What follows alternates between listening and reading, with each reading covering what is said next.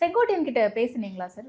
நான் செங்கோட்டையன் அவர்களோடு நட்பு முறையில் பத்திரிகையாளனாகவும் சரி, அவருடைய நீண்டகால நண்பர் என்கிற முறையிலும் சரி நான் பேசிக்கொண்டுதான் இருக்கேன். அவர் என்ன மனநிலையில் இருக்காரு? அவர்கள் எல்லா வாய்ப்புகளையும் பரிசீலிப்பார்கள்.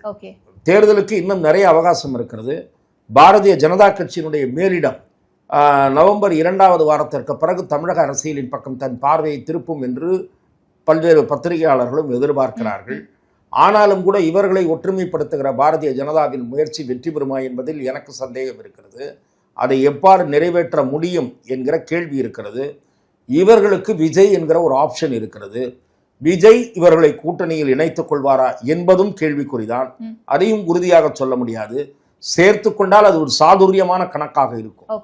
ஏனென்றால் எம்ஜிஆருடைய வாக்குகளை பிரிக்கலாம், அதிமுக வாக்குகளை பிரிக்கலாம். அது தவிர இவர்களை கூட்டணிக்குள் சேர்த்துக் கொள்வதன் மூலம் மேலும் சிலர் அதிமுகவில் இருந்து விஜய் பக்கம் வரலாம். இவர்களை சேர்த்துக் கொண்டால் அதிமுக இன்னும் சிலர் வெளியேறி இவர்கள் பக்கம் வருவார்கள்.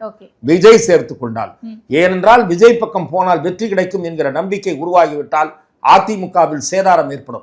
இன்னும் சில முக்கிய பிரமுகர்கள் இவர்கள் பக்கம் வரக்கூடிய வாய்ப்பு இருக்கு. சரி, இப்ப செங்கோட்டையன் அவர்கள் இல்ல ஓபிஎஸ் அவர்களோ இல்ல டிடிவி தினகரன் அவர்களோ விஜயோட கூட்டணிக்கு போறாங்க அப்படின்னா, செங்கோட்டையன் அவர்கள் அதிமுகவுல சில சீனியாரிட்டி பிரச்சனைகள் இருக்கு, நான் சீனியர் அப்படின்ற ஒரு இல்லை, அந்த பிரச்சனையெல்லாம் வராது. அப்படி அந்த பிரச்சனையெல்லாம் வராது. அந்த பிரச்சனையெல்லாம் வராது. திரு ஓ பன்னீர்செல்வம் அவர்கள் 2-3 முறை முதலமைச்சராகவே இருந்தவர். அப்படி பார்த்தால் செங்கோட்டையன் அமைச்சராகத்தான் இருந்தார்.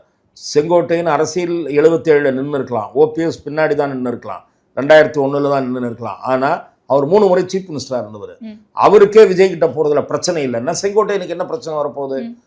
இவர்கள் எல்லாம் சேரக்கூடிய வாய்ப்பு இருக்கிறதா என்பதுதான் நாம் பொறுத்திருந்து பார்க்க வேண்டும்.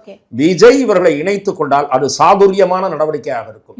அரசியலில் ஒரு விவேகம் நிறைந்த நடவடிக்கையாக இருக்கும். ஏன் சொல்லுகிறேன் என்றால், இவர்களை சேர்த்துக் கொள்வதன் மூலம் அதிமுகவில் இன்னொரு ஒரு செக்ஷன் இவங்க பக்கம் வரும், விஜய் பக்கம் வரும். அப்போ அதிமுக இன்னும் பலவீனம் அடையும். அதிமுகவினுடைய வாக்கு கூடுதலாக விஜய்க்கு கிடைக்கும். அது நடைபெறப் போகிறதா என்பதை நாம் பொறுத்திருந்துதான் பார்க்க வேண்டும்.